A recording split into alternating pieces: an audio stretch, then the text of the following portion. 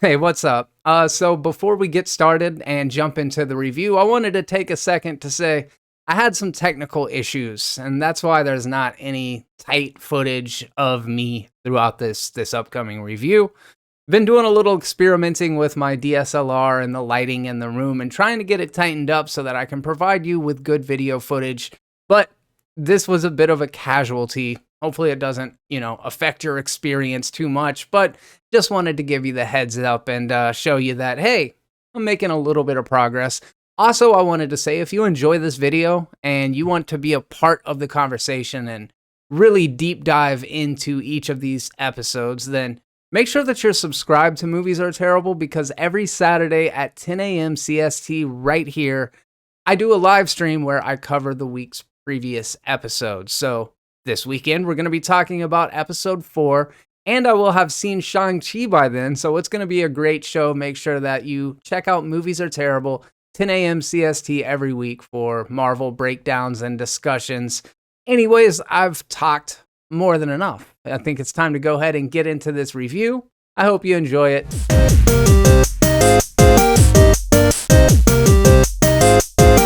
And ponder the question,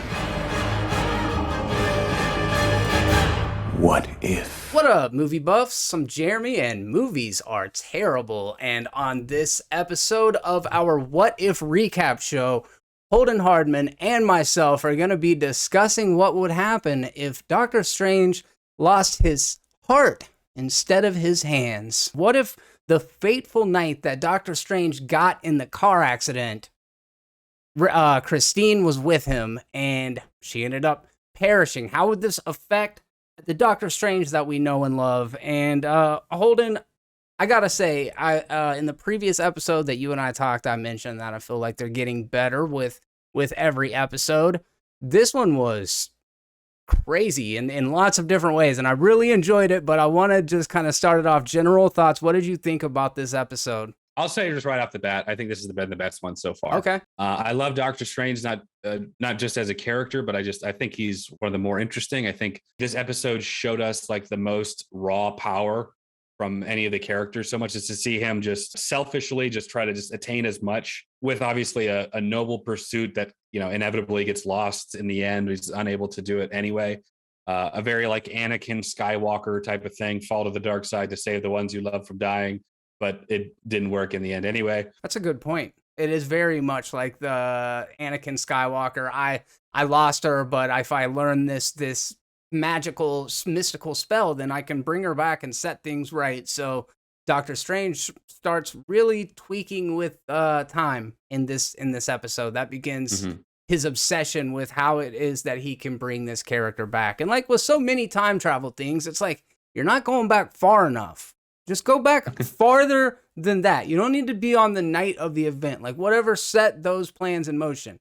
But anyways, this episode is definitely the darkest of what we've got so far. And like you said, just the display of what Doctor Strange is capable of under these circumstances. I mean, this guy has the ability to like bend dimensions at his will. And you mentioned the scene in particular towards the end of the episode is he's like, all right, well, if they're not going to give me their power themselves, I'm just going to take it from them. And he starts conjuring and consuming these different beings, like these magical creatures from throughout the multiverse. And at first it starts off as almost like a little cute Dobby looking almost elf thing. By the end of it, he's like sucking Cerberus into himself. Yeah. And I think the tentacled monster's name is Shuth Magorath, that was in the first episode, actually shows up in this. Yeah, I wasn't sure if it was the same one. I thought that it was. And also, just so I'm clear on the timeline, he made a comment in the episode about how he was doing that for like centuries. So did they just sort of give like it seemed like he was doing it maybe for a little while, but for literally like at least 100 years? Time travel is confusing, you guys. But yeah, so essentially the Ancient One intervenes because Steven has this great conflict going on within him. She appears and she's basically like, dude, I understand that you're mourning the loss of Christine, but if you go down this path, things are not going to end well for the multiverse. And there's a lot of talk about this throughout it. Well, they have a confrontation and she essentially splits his being in half. So now That was cool. there's a good Doctor Strange and there's an evil Doctor Strange. And by the end of it, evil Doctor Strange kind of comes out victorious in the episode. He ends up Hmm. sucking good Doctor Strange into him. And in addition to all of those other creatures that he'd been taking their powers from, he turns into this giant unrecognizable bat winged tentacles coming out of him, horns in his head, almost like a demon devil kind of thing. And he's able to bring Christine back, but at this ultimate cost of his humanity in every sense of the word. And when she comes back, she's terrified of him. She's like, oh my God, trying to get away. And he doesn't understand. Well, dude, it's pretty obvious why she doesn't want anything to do with you. But he cries out to the Watcher himself. And that was like a crazy revelation, right? Yeah, the first time anybody's ever acknowledged the Watcher, or the Watcher's ever actually said anything to any of the actual characters. So that's really interesting. It also shows like he's become powerful enough to be. He made a comment like, "I've been aware of you watching for like a certain amount of time." You know. The Watcher, I feel like, came into his own as a character a little bit more in this Hmm. episode because where he's always been, omnipresent, he almost seems so detached from anything going on. In this particular episode, he says, I want to help. And it feels like that's the first time that we've acknowledged him in that way, too. Like he has Yes. his own wants and desires and motivations. He's not just completely indifferent to everything that goes on. So there's some interesting stuff happening here. In addition to Yeah. this just being a really crazy cool episode, this is the first time that one episode has tied back to the previous. Now, to Holden's point, for all I know, there's a billion of those octopus things out there in the multiverse, you Floating know? around. Yeah. Yeah. But because the Watcher or Awatu is now becoming attached to the stories themselves, because we've got characters that are showing up from different timelines or multiverses, and because we're headed into Multiverse of Madness, and this episode ends where it does, where Doctor Strange and Christine are, well, Christine vanishes. Doctor Strange is essentially trapped in this little tiny pocket universe. Yeah. Is What If actually setting up what we're getting in the next Doctor Strange movie with a one-off episode? I don't know. I feel like Doctor Strange is going to be more set up with probably the events of No Way Home, probably the events of WandaVision, probably more stuff like that, I would say, as opposed to this. I had two kind of, I don't want to say criticism, because I feel like if I criticize anything, it's going to be, well, it's what if, so they can do whatever they Yeah, want type you're of gonna thing. get But that. Uh-huh. I know. But so my issue with the Ancient One coming back, because as far as I know, the what if event was Christine dying. Therefore, Doctor Strange's motivation was the same. But at the very beginning, they kind of played off that everything essentially pretty much happened the same way. He just could never truly get over Christine's death. So that means that the events of the Ancient One dying and their whole little heart to heart moment in the Doctor Strange film, all that happened. So I don't like the idea of her being able to sort of kind of come back, even as an echo or whatever Sure. explanation they want to make it. The first time I was okay with it because I was under the impression that she was alive in that point in the timeline and was just kind of aware and came over. But a little bit later, she was dead and came back as this echo. I wasn't crazy about that, but it's what if, so I guess she can do that here. Yeah. Um, It Also, the idea of I forget what they call it, like this point in time, an absolute point, or something like that. Is that what they call it? okay. An absolute point in time. And basically, the argument in this universe is that is Christine dying is an absolute point in time that must happen for everything else to happen. But we know that's not the case, because in our universe, it didn't happen and everything turned out fine. So is that just the continuity of this what if universe? And in this what if universe, that's what has to happen? And is that separate from the prime timeline? Because if not, then the TVA should be showing up in one place or the Yeah. other. Maybe I don't know. Or I just allowing it temporarily or whatever, like with yeah. the time travel and Endgame. I am very curious about all of the way that this is going to affect the greater world. I don't know if you've heard. I know you watched the trailer. You did a great reaction to the No Way Home trailer. But Uh huh. what I Thank you. yeah, dude, it's fantastic. But what I don't know is if you have been hearing the theories attached to that. There's a lot of people that are like, "There's no way that is our Doctor Strange. Maybe it's Mysterio. Maybe it's what did they say? A scroll. Maybe it's different variant of Doctor Strange? Is it possible that that is evil Doctor Strange, or does the reckless nature of the character actually fit in line with him doing some shit like that? I think I even said in my reaction, I don't buy him just trying to do Pete a favor, even with all they've been through. Doing a Pete a favor of that magnitude, even I am suspicious that I think I even said I think there's something more going on there. I don't know if he's I wouldn't think he'd be a scroll. He'd still have to be able to perform the magic. Correct. He could be a maybe the dark Doctor Strange, but I wasn't getting a whole lot of evil vibes, but just something was off. I definitely felt that. I don't know what that is or whatever, but I definitely felt that too. I feel that in the first movie, they're very sure to portray that he does have this kind of wild streak and that he does take risks. I mean, that's ultimately what puts him in the situation he is. However, after that, when he shows up, he seemed to have the growth, the arc that made him into the Sorcerer Supreme. So maybe he wouldn't do something like that. But I think this episode did a good enough job of kind of like reeling that back in case they want to go that direction with him. Yeah. See, kind of to your point, like in Infinity War, compared to like how he was in the Doctor Strange movie, like he was going to die instead of give up, the stone, that's a huge change. Yes.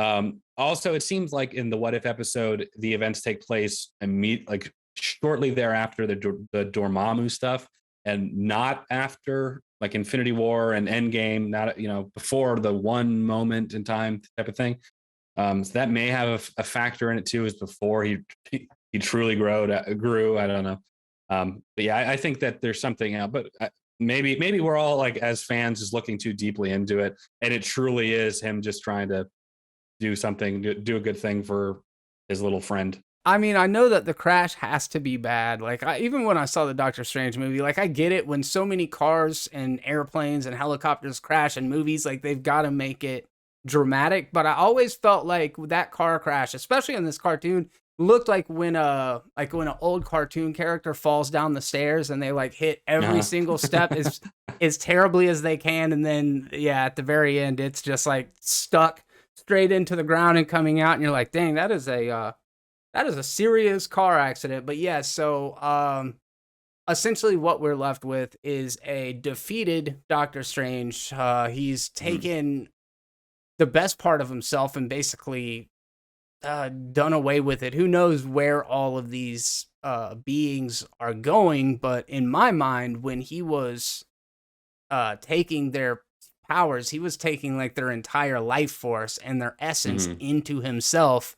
So I'm just curious if this version of Doctor Strange is going to show up in Multiverse of Madness, but I guess that's what we're here for. You know what I mean? Is to figure out what happens there.